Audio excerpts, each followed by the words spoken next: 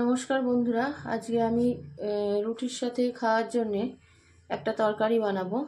এটা শুধু রুটি না, রুটি, লুচি, পরোটা সকলের সাথেই শীতকালে বিশেষ করে ভীষণ জমে যাবে। সারা বছরই খাওয়া যায়, কিন্তু শীতকালে এটা টাটকা সবজি দিয়ে বিশেষ স্বাদ হয়। তাহলে চলুন আজকে শুরু করে দিই রেসিপিটা। এই রেসিপিটা বানাতে গেলে আমাদের লাগবে আলুগুলো এরকম টুকরো করে কেটে নিতে হবে। আলু লাগবে, আর এছাড়াও আর কী লাগবে সেগুলো আপনাদের সাথে শেয়ার করব। তবে আর একটা কথা, এই রেসিপিটা আপনারা বাটি করেও বানাতে পারেন, কিন্তু সেক্ষেত্রে হয়তো একটু সময়টা বেশি লাগবে। আমি কিন্তু এটা আজকে কুকারে বানাবো। এখানে নিয়ে নিয়েছি প্রেসার কুকার, আর গ্যাসটা এদিকে জ্বালিয়ে দেব।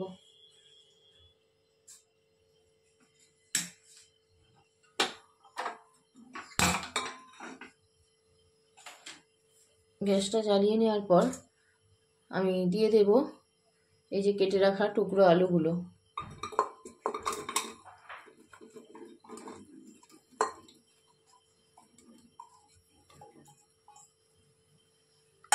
আর দেব এর মধ্যে দুটো এরম সাইজের টমেটো। টমেটোটা একটু বেশি পরিমাণে দিলে টেস্টটা খুব ভালো হয়, একটা টক স্বাদ আসে। আর দেব কয়েকটা কাঁচা লঙ্কা, একটু ঝাল করব, এটা ঝাল খেতে ভালো লাগে। কয়েকটা কাঁচা লঙ্কা দেব,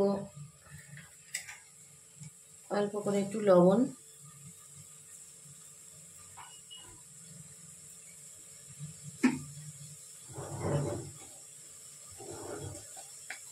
দেব একটু হলুদ,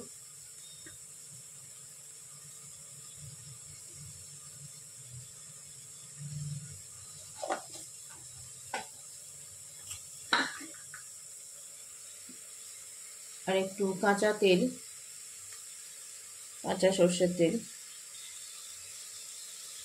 তেলটা একটু বেশি পরিমাণেই দিতে হবে, তাহলে খেতে ভালো হবে। আর দেব একটু কুচিয়ে রাখা ধনেপাতা।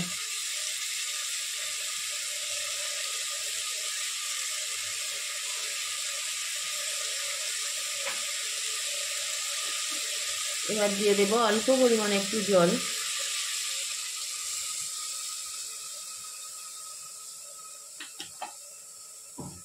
জলটা দিয়ে এবার সবগুলো দিয়ে একটু এরকমভাবে মিশিয়ে নেব।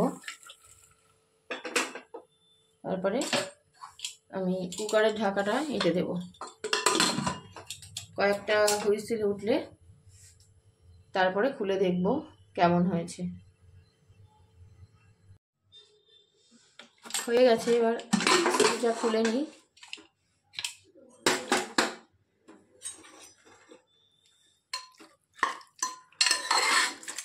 এই যে এরকম দেখতে হয়েছে। এর সাথে আপনারা অবশ্যই মটরশুঁটি থাকলে মটরশুঁটিটা দেবেন, তাহলে খুব ভালো হবে। আর এই রকম আলুর তরকারি যদি চুনো মাছ দিয়ে করা যায়, সেটাও গরম ভাতের সাথে খেতে অপূর্ব লাগে। তাহলে আমি এটা ঢেলে নিই।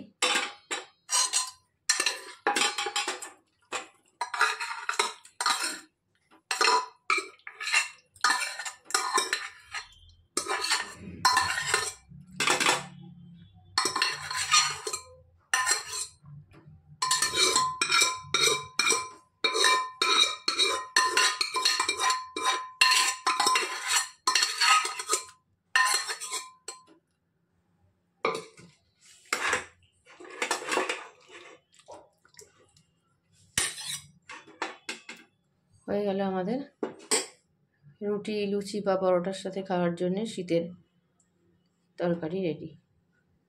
আবার আসবো পরে অন্য একটা রেসিপি নিয়ে।